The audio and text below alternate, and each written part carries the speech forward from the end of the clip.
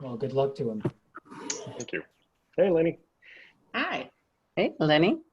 Hello. How Hello. are everybody? Good.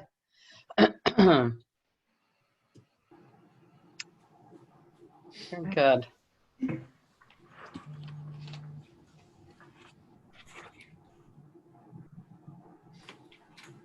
So Kathy, do we want to give everybody a few minutes or would you like Yeah. to start? Okay. Yeah, I mean, let me just look, see here. Oh, a bunch of people just joined. Victor's on, Alex, Donna. Let's see. We're waiting for James and Ron and let's see who else. Rocky. Okay. Yeah, wait a couple minutes. Okay.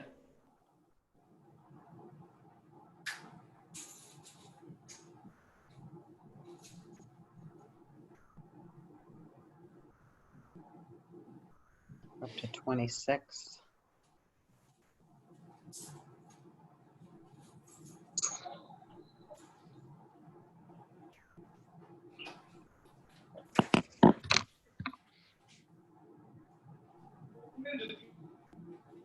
Two.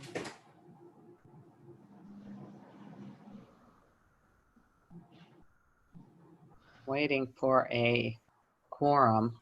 Let's see, 1.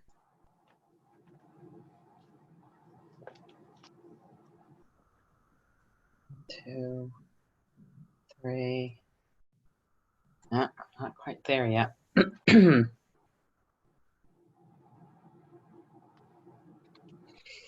James just came on. Oh, he did? Oh, good. Okay. All right. Guys, I'm a few moments late. It's okay. We're glad you're here. Absolutely. Glad to be here. Good. Let me just see if there's anybody else. All right. Well, we have a quorum. I guess we could get started then. It's 6:01, so. Okay. All right. All We'll right. go ahead Very and good. get started. All right, Andrew. Good evening, everyone. Welcome to the August meeting of the Fairfax County Economic Development Authority Commission.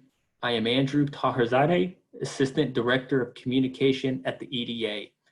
I am your moderator for the public portion of this meeting, which means I will have control over the audio functions of this call, and I will control the PowerPoint slides that will be used for the meeting.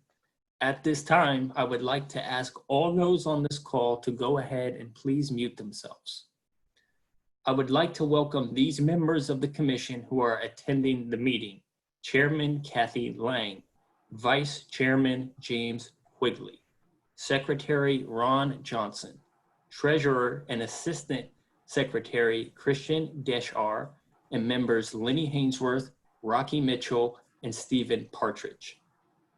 FCEDA and CEO Victor Hoskins and Executive Vice President Alex Imes are on the call, as are EDA Counsel Mike Graff, a number of EDA staff members, consultants who represent the EDA in offices overseas and California, and our marketing communications consultants. This is a public meeting of the commission and is being recorded. Presenting tonight will be members of the commission, President Hoskins, and Executive Vice President Alex Imes, EDA staff members, and our guest speakers for the evening, Anita Morrison and Abigail Ferretti from Partners for Economic Solutions, which is conducting a study on Richmond Highway. Members of the FCEDA Commission who have questions will have the opportunity to ask questions as they normally would during meetings. If anyone from the public has any questions, please select the chat function at the bottom of the Zoom screen to ask a question, or email Cheryl Martelli of the FCEDA. Cheryl's email address can be found in the chat box. We will not answer questions from the public during the meeting, but we will respond to all questions in writing afterward. With that, I will ask Chairman Lang to begin the agenda. Chairman Lang.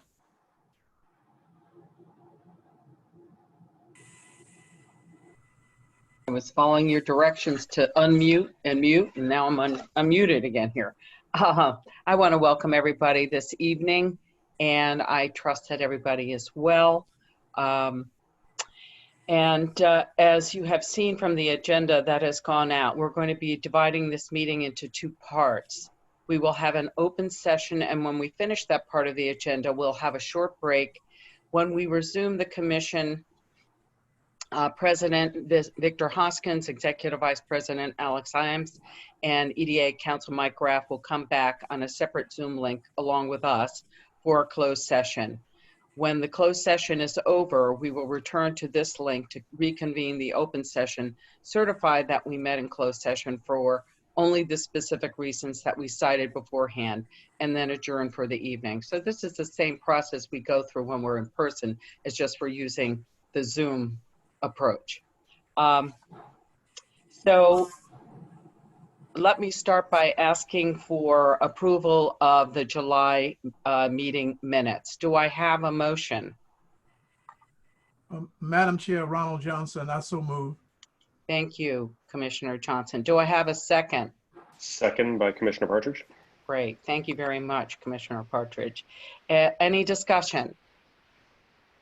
Okay, with that, I'm going to ask Mike Graff to do a roll call for vote since it's difficult in this format to see who's voting one way or another. So Mike, take it away. Very good. Thank you, Madam Chair. Dr. Johnson, Present. and you vote in the affirmative to approve the minutes? Yes, I did. Okay, very good. Thank you. Mr. Deschauer. I don't believe he's joined the call. Okay. Mr. Quigley, Aye. Ms. Hainsworth, Yes.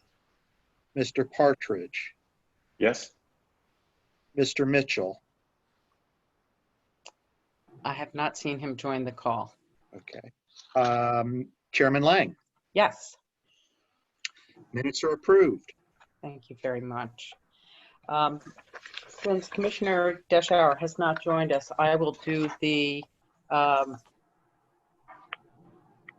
expenditure report as of July 20th. This report represents 1 month, 8% of fiscal year 2021, and 7% of the budget has been expended. Adjustments have been made to the 2021 line item allocations due to the COVID-19 pandemic. The travel budget has been reduced from FY 2020, while the sponsorships, events, and local networking budget has been increased to accommodate an increase in digital programming. The Talent Initiative has expended $96,597 of the $800,000 budget. Salary expenses, 5%, are currently running slightly below operating expenses, 8%. This difference occurred because the last pay period for FY 2020 was split between FY 2020 and FY 21. So let me ask if there are any questions for clarification. Madam Chair, Commissioner Johnson, I simply have a point of clarification for just a moment, please, if you Sure, would. please. On the budget submission, and the president does a great job of presenting this to us, obviously. But I note that I think our budget is 8.4 million about for the year. And it's projected on the sheet that we all received. And then there's a column with expenses starting with personnel and operating, et cetera, et cetera. But at the bottom, there's no summation of what those numbers are. I'm wondering going forward, could we also have what the expenses were as well as, what the budget was and what the expenses were on a rolling basis? You think that's possible? President Absolutely. Hoskins, would you like Absolutely. Yeah. Commissioner Johnson, yes, we'll do that. Okay, thanks, to? Victor. Good point. Thank you. Okay, thank you very much. All right, very good. So we are going to be hearing a presentation from two guests we have tonight. The speakers are Anita Morrison and Abigail Ferretti of Partners for Economic Solutions. Now, you may remember we've been talking about a Richmond Highway Corridor real estate market study for quite a while now. And I'm happy to say not only that the EDA is funding this, we're collaborating with the county government on this study. Partners for Economic Solutions is based in Washington, D.C. and was selected to do this study after a competitive RFP process that involve the EDA and county officials. Partners for Economic Solutions kicked off the study in April by evaluating existing real estate and demographic conditions along the corridor while defining barriers to redevelopment. Now, they are in the process of determining the effects of the Richmond Highway Bus Rapid Transit System, Amazon HQ2 spinoff activity, and other factors on future development along Richmond Highway, with an expected delivery of development recommendations and implementation strategies by December of 2020. So we're certainly looking forward to getting those results. Partners for Economic Solutions is a real estate and economic advisory consulting firm based out of Washington, D.C. Co-founders Abigail Ferretti and Anita Morrison bring more than 50 years of combined experience in economic development to provide market-driven analysis and public policy strategies. They have provided similar market assessment studies for Columbia Pike in Arlington, Rhode Island Avenue in DC, and the future bus rapid transit system in Orlando. Anita and Abby, welcome, and thank you for meeting with us tonight. Thank you so much for having us. Thank you again, Madam Chairman, for that introduction. I appreciate it so much. I know Stephen's on the call, and he's been our direct liaison, and we're happy to have him here, even when he's not in the office. Thank you, guys. So I'm just going to ask Andrew to go ahead and advance to the next slide. So this is our study area. On the left-hand side, you'll see the sort of boundary in green for the entirety of the area. And on the right-hand side on the map, you'll see some smaller, is anyone else having feedback? Somebody's not muted. No one needs to take themselves off. Could everyone mute, please? Somebody's not muted. Okay, I think we're good? Okay, I think we're good. I'll just speak very loudly. If you can't hear me, let me know. So go ahead to the next slide, Andrew. Is there a way to mute everyone and then I can unmute myself? I think, Victor, you have to remove someone named Benjamin Gaither or force mute them from your side. Right. Andrew might be able to do it. Can Andrew do that? Yeah. Thank you, James. All right, yes, I'll unmute him now. Or I will mute him now, thank you. Thank you. There we go.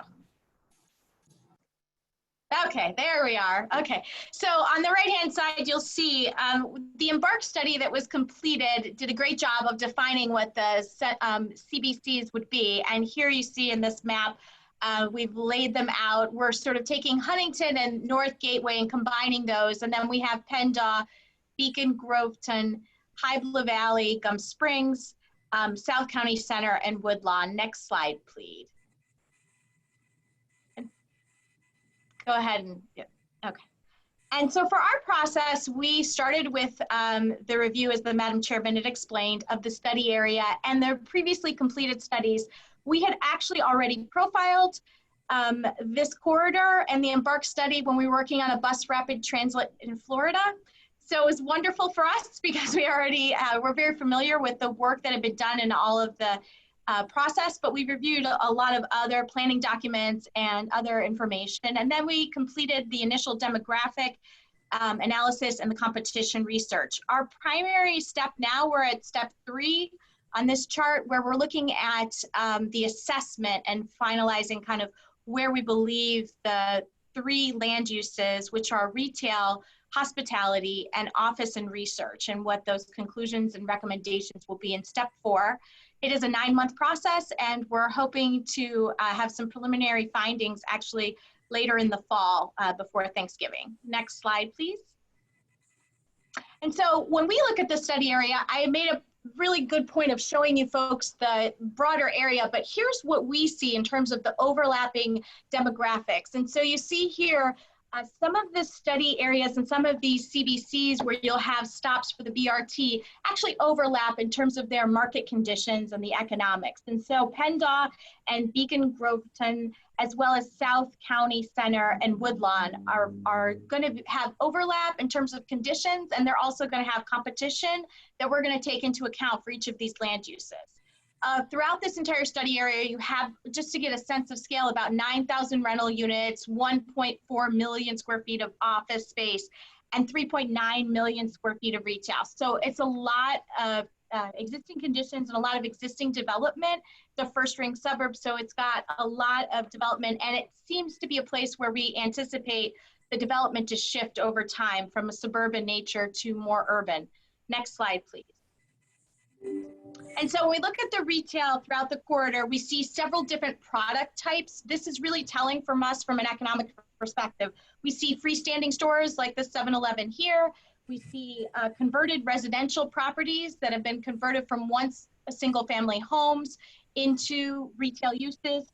We see strip commercial shopping centers that may have anchor tenants or ethnic or legacy businesses in them that are critical to bringing a mix of service types to those folks that live in the community. And then we see big box national with national and regional anchors. Next slide, please.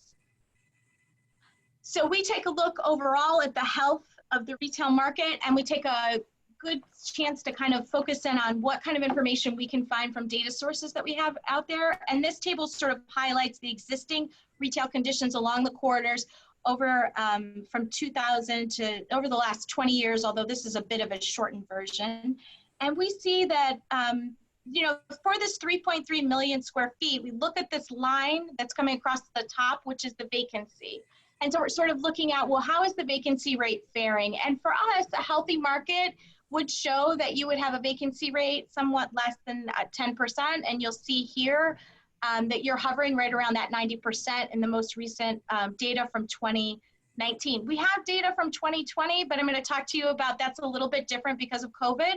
So it's important to take a look at the historical trends and what was happening in the corridor pre-pandemic as well as post-pandemic, what we anticipate. What's really important probably to notice here is the big bumps. So when you see the blue line going up significantly, that's key additions to the marketplace. So the corridor's retail supply expanded, obviously, prior to 2012, and then contracted with the demolition. We know that the PennDOT Shopping Center, for example, which is 11 acres and now has the South Alex redevelopment near it, that's going to be something that you're seeing impactfully on this graphic. And that's what we're seeing also are the additions of the Walmart that came, as well as the Costco that was added in 2013. So that's why you see these big jumps. It's not a reflection that the marketplace is unstable. It's just a reflection of additions and contractions when things are demolished or other supply is added. Next slide, please.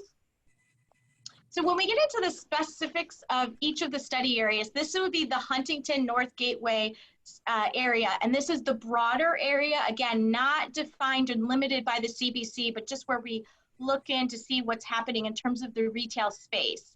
And here we see the metro proximity, the recent private investment along this section in particular, and strong market potential. What's probably interesting to note is that the older retail supply with buildings and structures that were built prior to 1970s, that's about 45% of the supply in this area. And you have about 220,000 square feet of retail space within this section here. Next slide, please.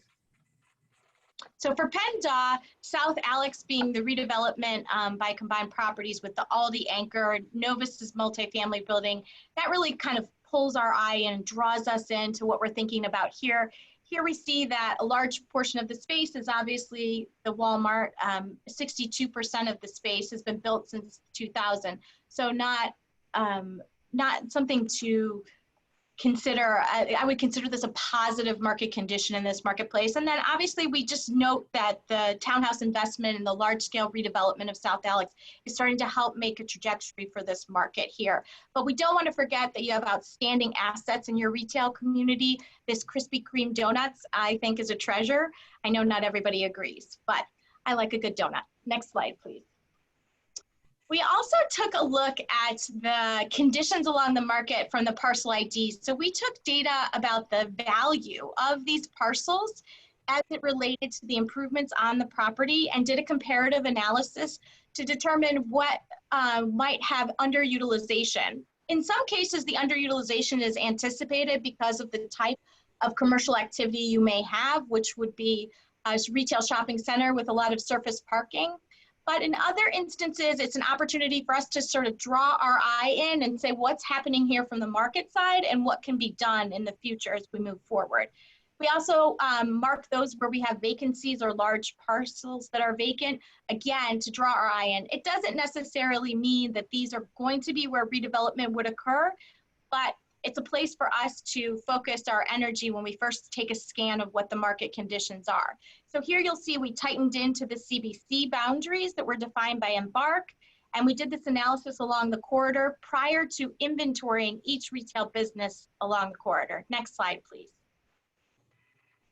Here at Beacon Groveton, this is a great place where we've seen successful redevelopment. What we're seeing is it's an area where you're struggling to attract office users beyond neighborhood serving businesses. You don't have any anchors, and that the retail space has been slower to fill. The rents and the opportunity sites for redevelopment still exist. And on the right-hand side, I've allowed you guys to see again the 50% underutilized places within the marketplace along the corridor. Again, this is where we come in and sort of say, what are we seeing existing condition-wise? And these are sort of where there's a lot of opportunities for infill. You will notice that the west side of the Richmond Highway corridor is much deeper in Beacon Groveton as opposed to the east side where we have a lot more multiple ownership. Next slide, please. At High Blue Valley, Gum Springs, there's a lot of big box shopping centers, but you have really stable occupancy. And while there are infill development opportunities, I think it's a key point to show that Federal Realty has made some investments in the shopping center that they own here. They have about 360,000 square feet in the Mount Vernon Plaza themselves. And there are some ethnic restaurants and businesses that are attracting people from a very, very broad customer base. And even now in COVID are remaining open and still attracting folks, even though they're only able to carry out in these current pandemic times. Next slide, please. When we think about the South County Center and we head south, here we're seeing some defining trends in terms of the nearby and outside of the CBC. You have large piece of land, the former Mount Vernon High School site that's nearby that's going to be very impactful on the market here along the corridor. And you have government tenants that are keeping the office vacancy rate low in the South County Center itself. Board of Supervisors obviously purchased that building in 2010. That's important to note because it's not a private transaction in the marketplace, so that's an important note for us. Next slide, please. And here we have Woodlawn. In Woodlawn, the Ingleside Plaza is well established. You have a lot of heritage assets outside of the corridor. I've had the opportunity to interview and talk to a few of the operators of those assets. Unfortunately, maybe a silver lining in the pandemic is that I've been able to talk to them about the types of visitors that they have and the folks that are coming into the community and what they're using this section of the Route 1 corridor for, which is mainly for the fast food restaurants and the convenience retail that is here.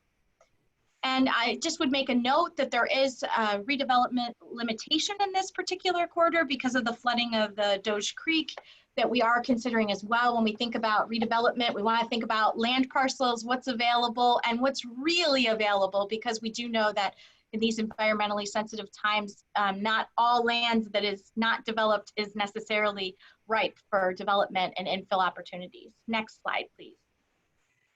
Finally, we looked at the hospitality industry. Now here, as opposed to the rest of the corridor, it's very segmented. So you see on the right-hand side of the slide, I've divided it into two places, the north and the south, based on the inventory. It's a total of over 1,124 rooms in 11 properties, but it's a very distinct marketplace and behaves very differently in terms of the customer base. It's not to say that people won't stay in both the north and the south or consider the price points between the two, but it is to say that overall 80% of the customer base is different in each of these two hotel nodes. Next slide, please. Here's the northern cluster. This is just a show of pre-pandemic occupancy. We would always say that anything over 65% occupancy is a healthy market. When it reaches over 72% in terms of occupancy across a wide inventory, we would see room in that marketplace for additions to that supply. So here you have about 818 rooms. You've had some reinvestment with the newly added Fairfield Hotel, which was added in 2017, although I realized it did have a fire in a year that it was not operational. It's still important to remember that these were additions to the marketplace. Next slide. And then the South cluster has a lower occupancy. It's been slower to build. Obviously, Fort Belvoir itself does provide lodging options as well. So there is some competition that's not directly within the corridor itself, but there's about 306 rooms. Those recently added hotels did kind of double the supply of rooms within the area, adding 150 rooms, and helped it sort of stabilize and shift. And then finally, I'd like to talk about, next slide, office. So along the corridor, you have sort of a very interesting office space. You have what we would consider privately held condominium type offices in the upper left-hand corner of the slide. Those are going to have oftentimes insurance agents and sometimes some medical office businesses, but they're going to be drawing their customer base from the residents who live within a 3 to 10 mile radius of their site. The upper right-hand corner of your slide has a building that is filled with different types of users. Some of them on the first floor are, again, neighborhood serving offices, but some of the others are more anchor tenants that are going to take a half or a quarter of a floor of space and use it for different things. On the bottom left-hand side of the corridor, you see something we found in a few spaces as well, which is office space that's mixed with medical office and insurance agents in smaller buildings. So these are going to be considered Class B buildings. They're not going to be your heavy rents or higher rents, but they're going to be stable. They're going to provide occupancy, business during the day, and a nice presence along the corridor. And then obviously the bottom right, although I won't say that this particular commercial office space is Class C, it's very likely to be not as modern. It's an adaptive residential property, and we do find that along the corridor, in particular outside the CBC as well as inside the CBC. Next slide. As I mentioned, the study area has a good supply of office space. This table, much like the table that I previously showed for retail, gives you a sense of how much the office conditions have changed over the last 20 years. This one is actually 20 years. It shows the lowest vacancy rate was in 2000 at 4.7%, right before the crash. Clearly, demolition of obsolete Class C space in Huntington and North Gateway and PennDOT have helped as redevelopment has occurred to shift what we expect the marketplace to be. Rents in the study area represent something that's not presented on the graph, but I always like to make a point to say that you're seeing a stable increase close to $4 per square foot, which is a good steady increase and something we would expect to see in a marketplace. It would not be something we would expect to see if it was isolated to neighborhood serving office along the corridor. So it shows that you do have a little bit of both mix. Generally, the office space is at an occupancy rate pre-COVID that was relatively stable. The overhang of space is not as low as we'd like to see it. When I looked at it, I think it was Friday, it was about 8%. So that's your current stats. That's about where you're hovering at right now. That's okay. I would like to see it closer to 6%, but 8% is not what I would consider unhealthy or a market that's out of balance. And it does leave us room to grow if we can drive some of the anchor tenancy, although that growth would be to the north. Fort Belvoir itself seems to be self-contained. Next slide. So here's the office conditions, just to talk a little bit. Within the CBCs along the 6.5 to 7 mile study area corridor, these three CBCs are the ones where we're talking about office space. So I'm talking about obviously Huntington and North Gateway, where you would expect to see the office, especially because of some sections of Huntington having visibility off of the Capitol Beltway. But Beacon Groveton, as well as South County Center, like we talked about before, these are sections where we do have office presence and something where we can look at the classing of that space. The other locations do have smaller office space, but it's not significant enough to really look at it. And so what you'll see is that your Class A office space where you have it is going to be Huntington, North Gateway, Beacon, Groventon. That's where the percentage of space. So this is saying of all the square feet you have, looking at that classification, where is it falling? And again, only 3% of your space in Huntington and North Gateway is Class C, which means you don't have a lot of obsolescence. Some of that may have already been removed. There may be reinvestment there.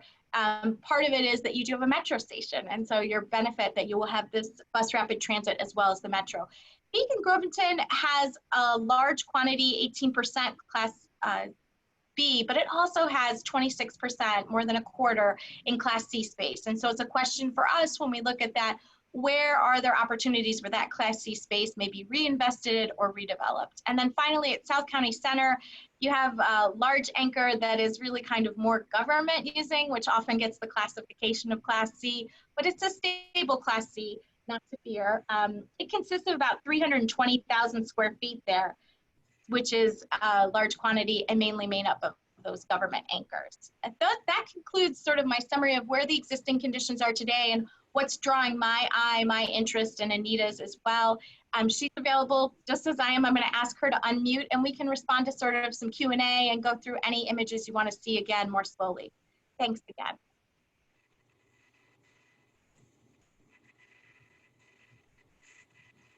You said you were going to cover a little bit of COVID. I'd be curious to. Oh yeah, I'm sorry. To hear your opinions on what COVID's done. Yeah, My other question was on slide 19. You've shown the office market kind of steadily going down over the last good bit of time. I'd be curious as to understand what your impressions is to why that office space is slowly been eroding from an occupancy perspective. Right. Great questions. Thank you, Commissioner. So let me just start with the COVID. I forgot to give my normal COVID speech. So initially when we were hired to do this, it was, we proposed pre-COVID, and we changed our scope of work to take our initial inventory and initial analysis to only get it to a certain stage, I would say like 70% stage, and then to do a review again. And the beginning of September is now where we push the review to go back to those businesses that we inventoried. So we have an inventory of every single business along the corridor, office, retail. I've made note of where the multifamily is, but that's not really the focus of this study. And then we're going back to look at them again to see if those businesses are still in business and open and operational. So that'll change significantly the vacancy, and sort of that's why the key to doing the mapping ahead of time on the GIS and pointing specific things to the parcel layer is so important, so that when I'm in the field, I have that feedback for myself. And then we're also taking a look at all of the statistics that we would normally run on demographics, and we're rerunning them again. So I hurry up and ran them all when we first got hired, and then I'm going to come and look at them again. And there it's really important to take a look at what we're seeing from the CoStar data in terms of what brokers are reporting back in terms of not only vacancies, but also shifts in terms of deals that are getting signed, what we're seeing in leases, how much the lease rate has dropped. I talked about that almost $4 gain in the office. That's something that we would anticipate may shift downward and not be quite as good. And so that would change sort of our outlook on the prospects, because again, building new space, although we're not doing financial feasibility, does require you to have sufficient rents to cover that cost and that risk in terms of what you're laying out. So the COVID has those sort of implications. On the hospitality industry, I've had the opportunity to interview a few of the operators and managers of some of the hotels along the corridor. As many of you probably know, there was a big effort by the county folks to rid themselves in the 1990s of a lot of the motels that were not having the best reputation, had a lot of crime and other problems. And now you have a few relics of historic motor lodges along the corridor who have made some reinvestment. And so for hospitality, COVID, we know that there's been a huge drop in occupancy. The question is the ability of many of these independent operators, as well as the chains, to remain operational and not close this asset. There are some that I would say in each, the north and the south, that are teetering in terms of viability. And so that's where we're going to be taking a hard look at COVID, coming back to each of them and just saying, we'd like to touch base. We want to know where you are. It would be insensitive to make recommendations without sort of understanding those threefold impacts that we anticipate. I'm not sure, Commissioner, if that answered your COVID portion of the questions, and I can't see to see if you're nodding. Yeah, no, that's I think that's a good summary, which is we don't know without these other components, and we have to keep watching it. Yeah. It's great that you have, I mean, I will say some of my other clients, I've had to entirely stop analyses and tell them I will come back later. You guys are fortunate in that we had already a long enough process with the 9 months that I feel confident that we'll get to a different answer. We've already gotten great information from a lot of folks. And then we've been also looking on the lending side in terms of what types of funding and financing has been requested and tying that back to the corridor. So what businesses on the corridor have asked for assistance, what level of assistance, without knowing their names, but just seeing where they're located in CBCs. Abby, I have a I was going to answer the question about the office market. Thanks, Anita.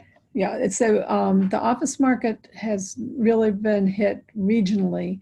We had a tremendous oversupply as we headed into the last recession, and that has still not been drawn down completely. We still have very high vacancy rates around the area, in part because the use of office space has changed as more people are, well, now especially working from home, but before the pandemic, we had more people working from home or from other locations. We had going to open office space layouts, which tremendously reduced the amount of space per employee, and that brought down the demand. And so when you had major companies move into new space, they actually contracted the amount of space they took, even though they may have increased their workforce. And so with that process where you were sort of steady state on the demand side, the oversupply didn't get pulled down nearly as quickly as we would have liked to have seen. And so you're seeing that here in Richmond Highway as well, where the light blue measures of absorption are showing, really minimal additions to occupied space and some actual losses for a couple of years. So I have a question about anchor. Oh, did you want to say something, Abby? I was just going to say, in the chat box, I saw a question from Commissioner Wood asking about the average daily rates and trends, and if we were using STR global data, which we do have customized reports, 2 of them, as well as a review of the competition. So yes, to his question. Go ahead, Kathy. Yeah, thank you. So you mentioned anchor tenants, and are they largely the retail, the Costco, the Walmart, and so on? And is there a way to think about different anchor tenants as we evolve this area? Yeah, I think there's 2 things. I think anchor tenants are as you just described them, but I think there are also things that we find really critical and important for corridors like this to survive and be successful, which is identity in each of the CBCs. And that comes from the legacy and established businesses, some of which may have an ethnic bent to them that's really critical. And so what we find is that those are the folks that we try to preserve. In my history years ago, 25 years ago or more, that was a lot of what I did, was underwriting for small businesses that were niche businesses that were driving business from very, very, very significant distances in here. This is the best place to get X, Y, and Z. And so I'm coming here as a destination. You have several of those in each of the CBCs. I wouldn't say that there's a CBC without something like that. And so that's a big part of the drive, is to look at that mix. So you're looking at that anchor tenant that's driving some foot traffic, and then you're saying, well, who are these people that are coming in? A lot of those folks are not cross-shopping from each other. A lot of them are driving in and they have their own Costco, their own Walmart. They're not necessarily going to, after they get their best burrito in town, go over there. But what you do have is if they go over there to that Costco or that Walmart, they may cross shop in that ethnic component. And so that's something that we're looking really closely at, trying to find places where we can improve that synergy, but also considering the alignment of Embark. Some of the Embark alignment may shift the viability of a few of these businesses, and where are locations that we could relocate some of these key destination retailers and keep them in the community. Often they're smaller businesses. They may not be as sophisticated or able to access capital. And so that's where that implementation piece that will be coming in the fall will really be focusing. I'm so happy to see the impact that you've already made in terms of COVID dollars and spending, setting up these programs already for these folks. And it's just a question of how much more can we do? Great, thank you. Sure, no problem. Are we going to have, do we have any other commissioners with questions? Well, thank you very much. We look forward to a continued conversation of what it is that you find. And so I guess that will be later in the year. So thank you very much. Okay, we're going to drop off the call now so that you guys can. Okay, thank you, Abby and Anita. Thank you. Thank you. Thanks. Bye. Thank you, guys. Thank you. Okay. Well, that's exciting. I'm really glad we're doing this report. I'm very excited about it. I hate to say this, but it's about time that we're really understanding this market. So thank you to both the county and the EDA. Okay, so I have a couple of comments for my report. Just so you all know, the Board of Supervisors agenda in July did not cover appointments or reappointments. So it is now slated for September. So I just want to let you know that. And that was specifically for our commission and for others. And this is another administrative issue, and I will send you an email out around this, but October 12th is Columbus Day, so we need to change our meeting. And we're proposing October 19th, but I'll have Cheryl send out a note and see if that works for you. And you'll be able to adjust your calendar accordingly. As far as our one-on-ones are concerned, they've gotten delayed a little bit, but I will be targeting October and November for them. I'm going to call each of you and find out what your interests are, in which supervisor you would like to participate in, and we can have up to 2 commissioners in each meeting, and I hope Victor will join each of those too, because I want us to have a vibrant conversation. I would anticipate that we have a specific agenda for each supervisor, and then we have some common messages and common conversation that we'll have with each of them as a general EDA matter. So stay tuned. I will be calling you on that.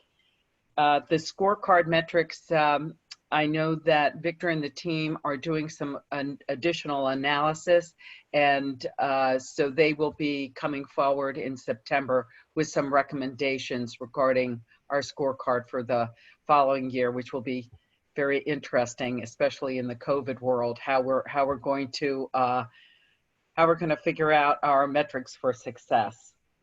And I don't know whether you were going to talk about this or not, Victor, but we really think having speakers at these commission meetings is very useful. I think the CBRE presentation was excellent.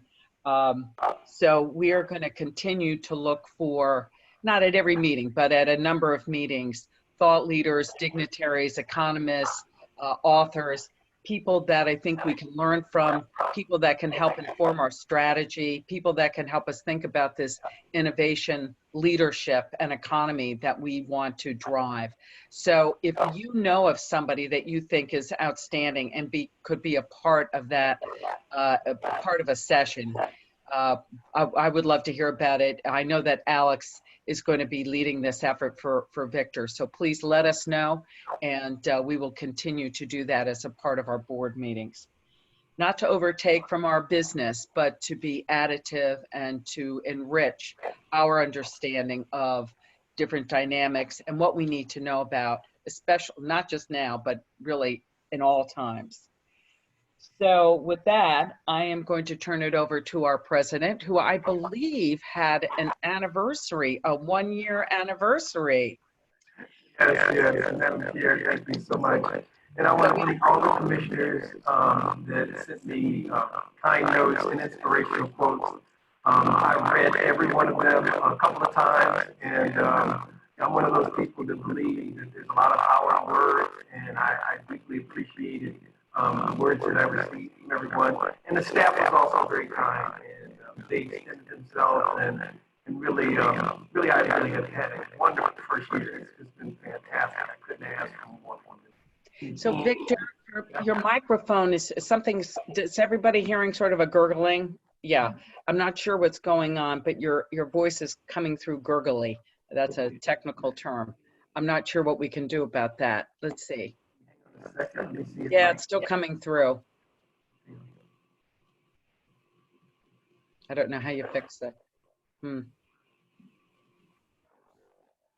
Andrew, where are you? Hey, Victor, you might try, this happened in today's staff meeting this morning as well. Hopefully it's not your hardware, but you might try logging out and then logging back in and seeing if that helps. All right. Yeah, it's still gurgling. Yeah.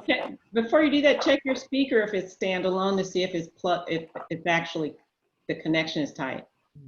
And as Donna said, another option is he can mute Zoom and then call in on his cell phone. Just dial in, yeah. Yeah. Although we'd like to see you, so. All right. Want to talk again and see if it works? How about now? Nope. Nope. Nope. Nope. Hello. Hi, friend. Hi. How are you? So I'm in the middle of making a big dinner.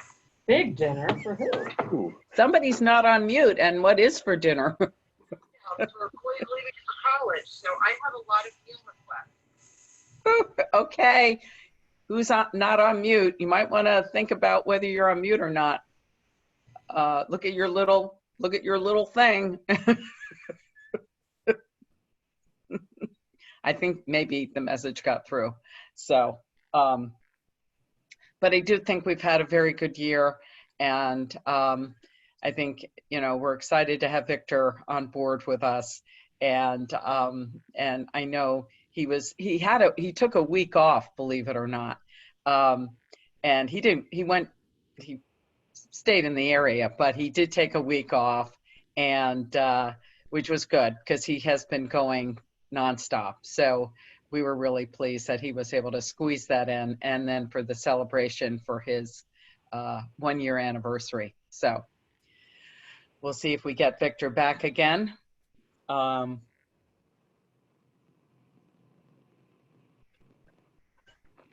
enter your access code followed by the pound sign. Boy. Victor, you there? I'm here. Oh boy.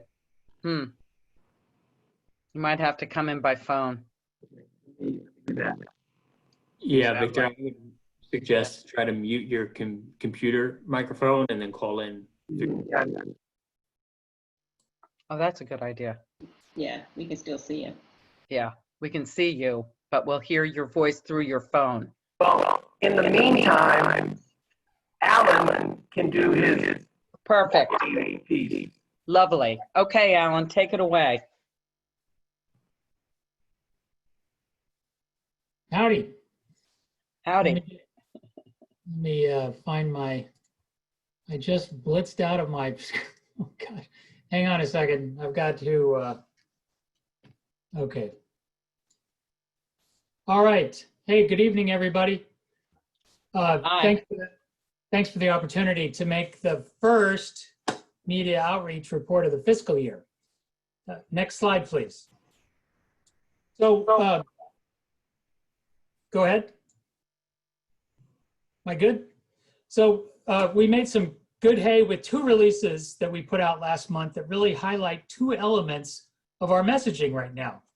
And the first on the left was a release about a partnership to provide free legal services to small businesses affected by COVID-19. Our colleague Karen Smaw took a leading role in creating the partnership with the Northern Virginia Pro Bono Legal Center and a nonprofit in New York called Start Small, Think Big.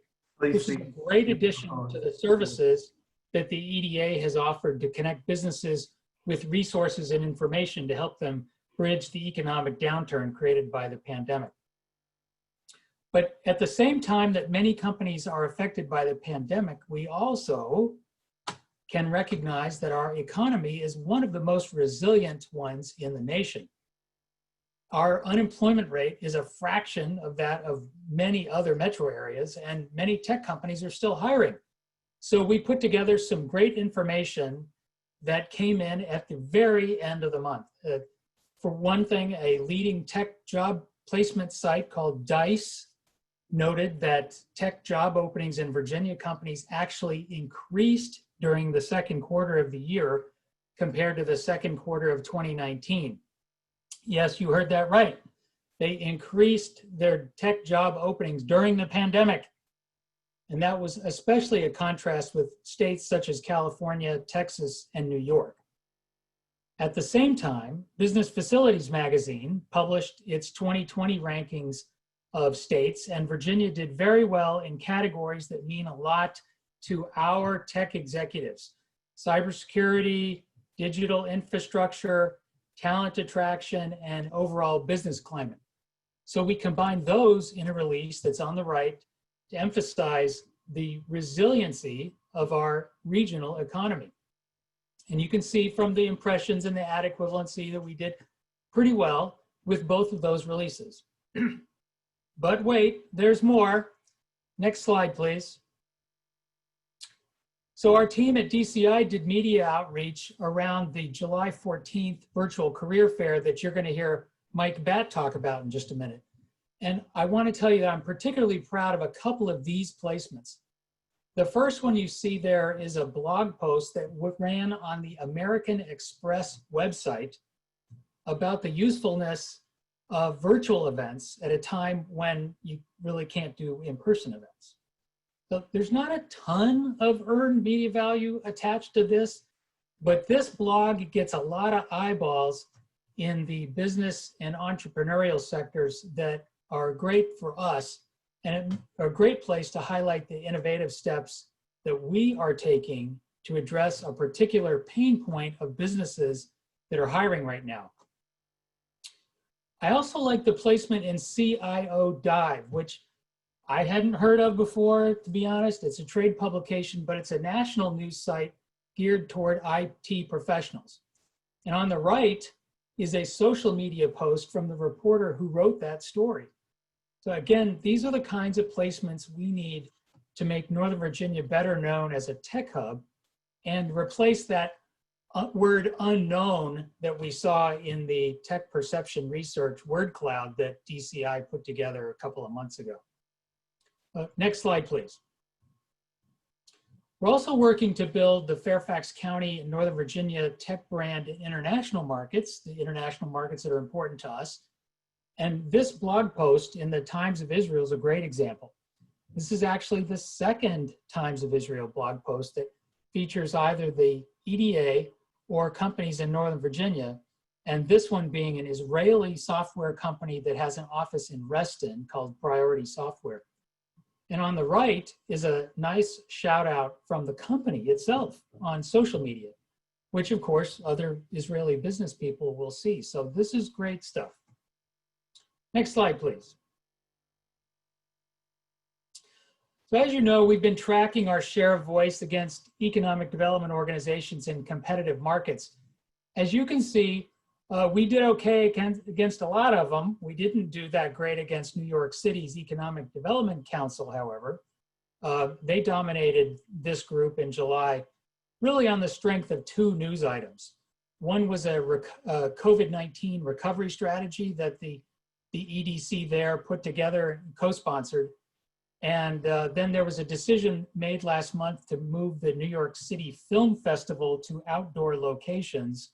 And the EDC up there sponsored one of the venues that got mentioned a lot. So they got a lot of attention for very, consumer friendly, New York City consumer friendly media reports.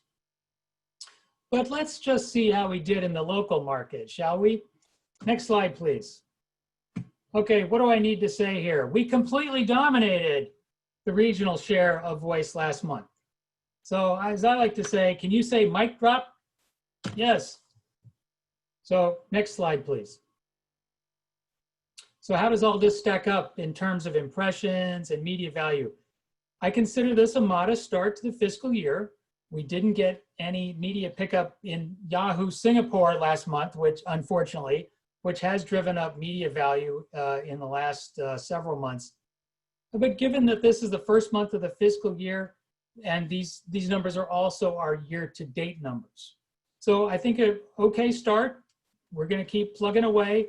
I really like the national placements that DCI is helping us get. That's really going to get us to that tech awareness that I want to see more of this fiscal year. So that's it for me. As I want to thank my FCEDA colleagues for creating great material we can push out. And thank you to my communication division colleagues and of course, Aaron Jones and his team at DCI for the work they're doing, as I said, to build that tech awareness of this market. And that's it. Thanks for your time. Thank you, Alan. Hey, I want a couple just quick questions, if you don't mind. Yes, sir. So one is we had found years ago that I get earned media typically goes a little higher in some big name publications.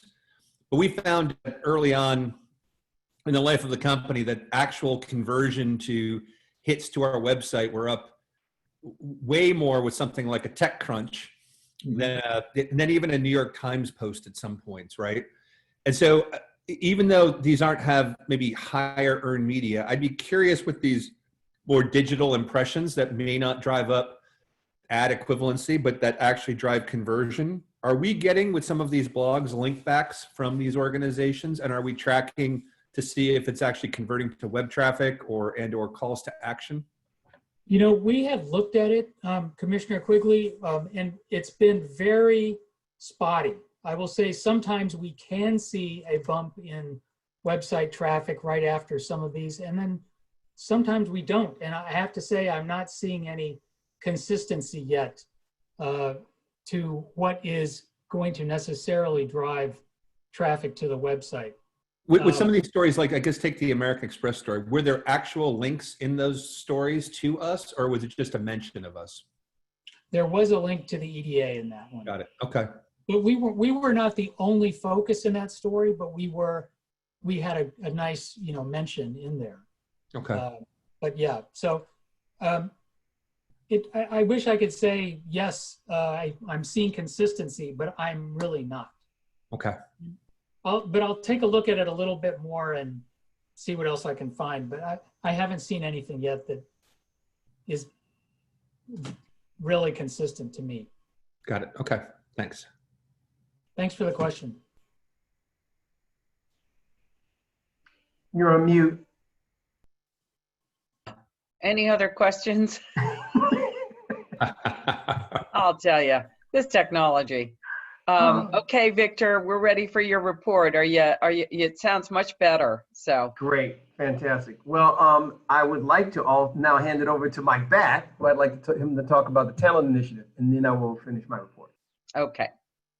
All right, thanks. So Andrew, if we can pull up the couple slides that I have while we're always pulling those up, I'd say we're starting to evolve the talent initiative beyond just career fairs. So I'll talk a little bit about that, but we're still taking advantage of, and you heard from Alan that it's really key that we still continue to focus on those virtual career fairs. While we have this one slide up, I want to make a note that on the talent initiative site, a new feature that was just added was an employer resources section that allows our companies to profile themselves. So we're excited about that, and all of our national business and international business investment teams are promoting that and sharing that with their companies as they talk to them to let them know that, hey, go to our talent initiative site and profile yourselves, so we can do that. So let's go to the next slide, Andrew. So we've already had 2 virtual career fairs in our new fiscal year. We did the one that you heard in mid-July. That was one managed by us with all the big tech companies, and that was very successful. And I know we've touched on that one. And so what we're also doing, along with owning and managing our own, is partnering with other organizations. So we partnered with the Nova Hispanic Chamber of Commerce and sponsored their event, and had just as great a success. And what I love about this one too is just the diversity of the companies and the organizations that participated. You can see we even had Fairfax County Public Schools, and you have financial institutions and banks, where the first couple we had very heavily focused on the tech companies. So broad range of companies as we continue to evolve here. And I tell you, we're really touching thousands of people. You can see here, this career fair, right after we finished ours with 4,000 open positions, there were 3,600 what's called connections. It's a different technology, a little different reporting that Nova Hispanic Chamber used, but bottom line is 3,600 individuals who are providing the resumes and interacting with these companies. So great career fairs here. So let's go to the next one, just to talk a little bit more about what we're doing to expand beyond just the virtual career fairs. And I think a discussion that we had just today is a perfect example of why we're investing and focusing on trying to identify upskill and reskill programs, because we had a conversation today with United Airlines, which is right now projecting to lay off 30,000 people on October 1st, with about 10% of them right here at Dulles and National Airport. So 3,100 people they're projecting to lay off. And so we're pulling together information like this that I shared with their head of governmental affairs, and they're pulling in their HR people today. So we think this is going to be a great area for us to support those, those industries that are struggling now, because what you see here, and I won't go into each one in depth. I know Stephen Partridge knows one of them very well with his own Northern Virginia Community College, and it's not all inclusive here, but there are a number of scenarios. The first 2 on the left are Go Virginia State grants that we hope to have funded and completed here in the next month, that will allow us to upskill rapidly around customer service and meet a new cybersecurity mandate that's out there. SmoothStack right in the middle has a great program too that the folks at United really like, because it's a quick, I say quick, but it's a 14-week immersion program where you take an assessment skill, and if you meet the requirements, they'll bring you on board, train you in a lot of different technologies that are in high demand, and put you out there in jobs with Accenture and others as a SmoothStack employee from an apprenticeship program, because they just received their Virginia Department of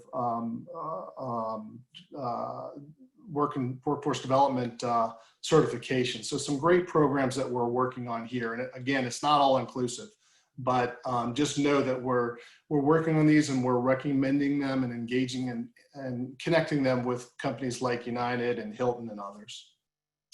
Let's go to the next one. The last slide I have is really just what's up next. What else are we doing? So we've been having the virtual career fairs. Now what we're doing, it's been great because everyone at FCEDA, all the business investment people that are talking to our team that's talking to the companies every day are like, more, I need, this is a great conversation we're having. We've already added about 150 contacts of recruiters, HR, talent initiative folks, companies in our database, and starting to engage with them. So we're going to have a monthly calendar of events that are just virtual career fairs and other events. And so we'll share that with you probably at the next commissioner meeting. Top right, we're also creating some great sponsorship partnerships. We've just signed a contract with Women in Technology. They have a huge membership reach, and so we're to jointly sponsor their November virtual career fair, for example. They're going to promote our talent initiative website on their national site, on their job boards. So it's a great opportunity for us to partner with Women in Technology.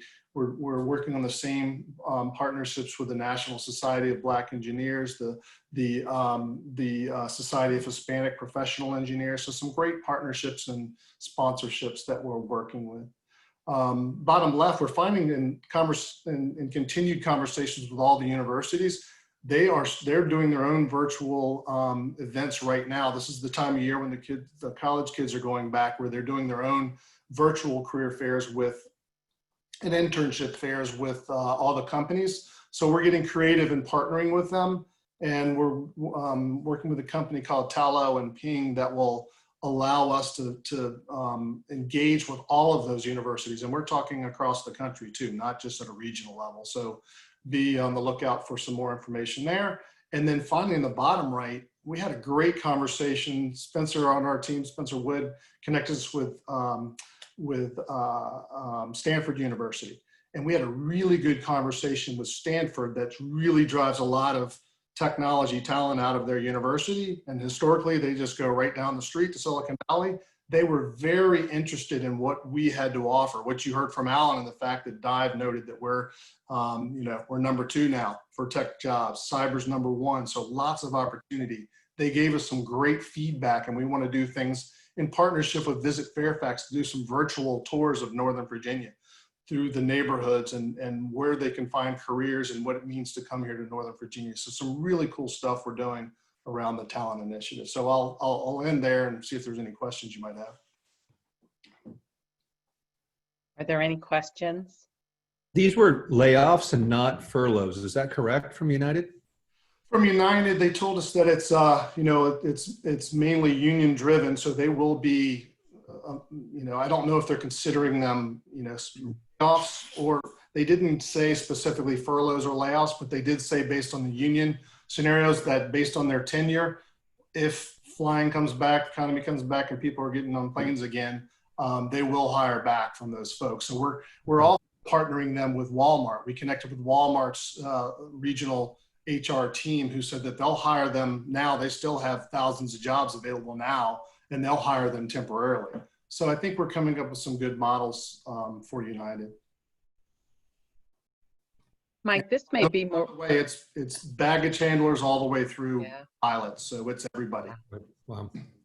Mike, this is a general question, and I'm wondering whether there are assessment tools that are commonly used by organizations to help people that need reskilling, or are they sort of all over the board?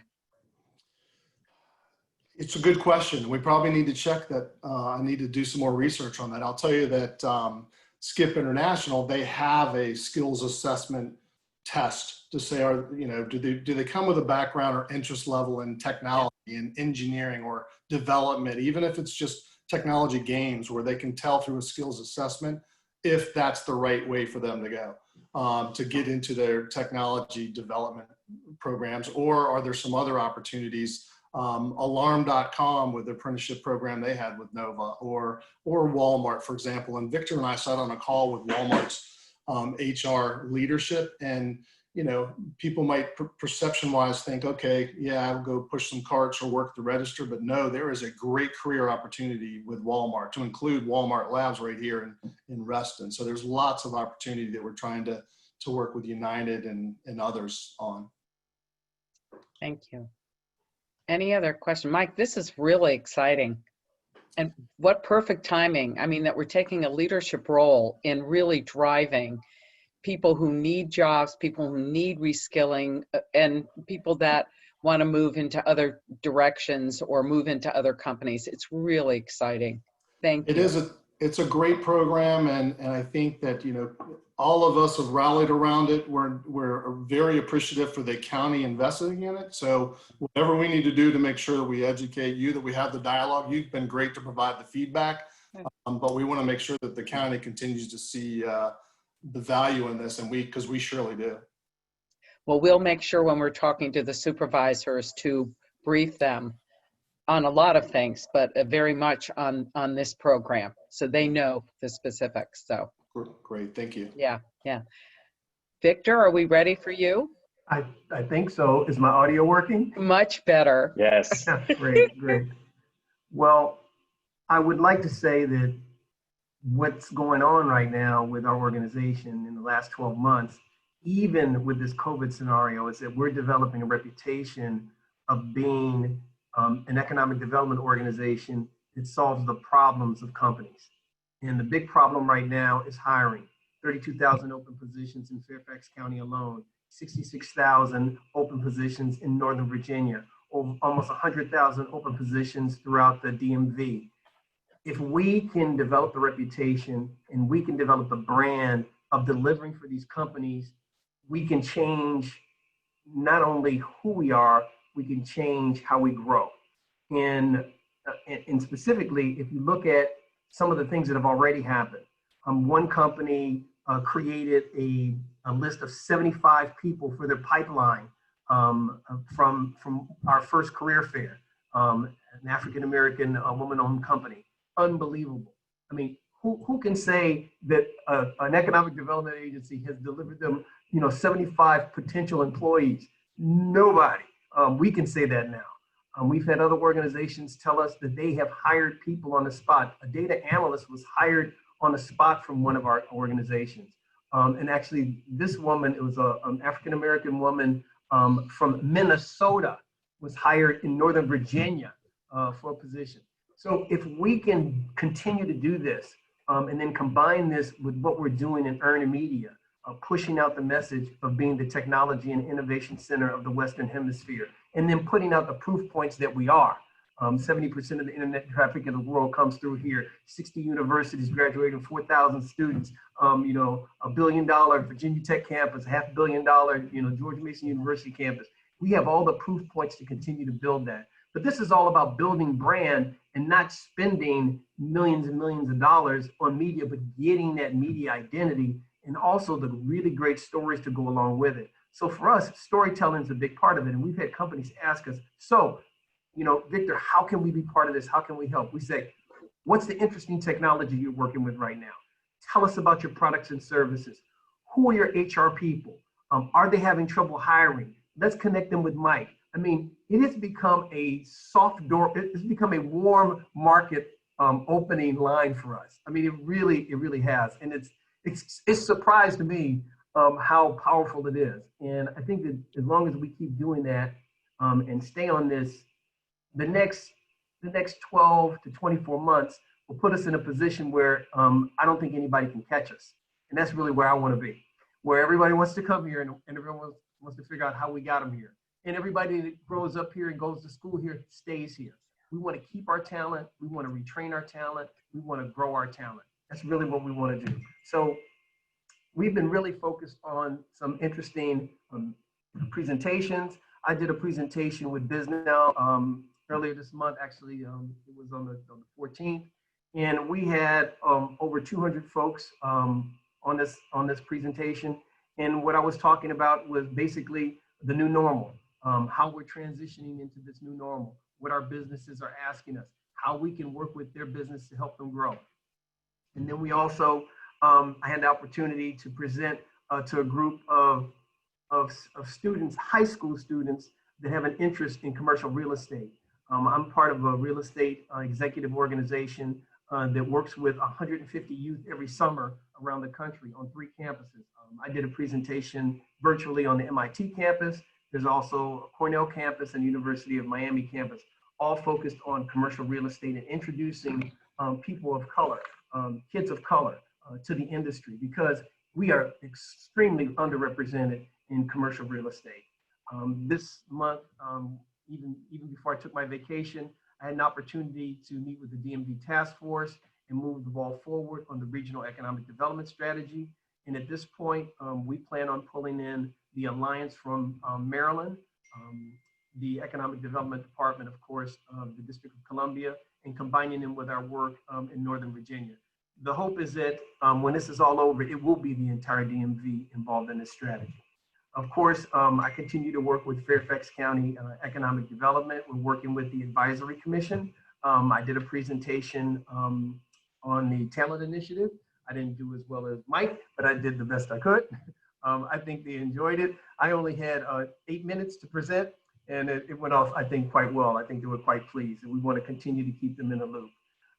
We also did a thing called Demo Day with Smart Cities. I kicked off the panel with opening remarks, and then the economic development agencies of Prince William County, Arlington County, Fairfax City, and Fairfax and us. And we talked about the challenges that are in front of our businesses right now and the types of things that we're doing with our businesses. I also had the chance to speak to the Federal City Council. Former Mayor Williams allowed me to actually be interviewed by him, and also with Mike Gill, who was the former Secretary of Commerce for the state of Maryland, to talk about how to unite the region. It was a great conversations with some of the great commercial development leaders in the region. We also had a CEO. We have a CEO meeting tomorrow with the CEO. Actually, we met with the CEO of the consortium of universities. There are 19 universities in the consortium now, and I was not aware that it had grown. They have some very interesting approaches to some of the things that we're doing, so we're going to see if we can combine resources. We had a couple of great trade and investment opportunities presentations that came up. Juhi actually put together an event with the state of India, Tamil Nadu, and she has another one that she's planning for the end of the month. I'm looking forward to it. And then tomorrow I have a presentation with the George Mason University, the new president of George Mason University, who I haven't met, and I'm looking forward to that to see what kind of things that we can do with him. And with that, I will turn it back over to Catherine.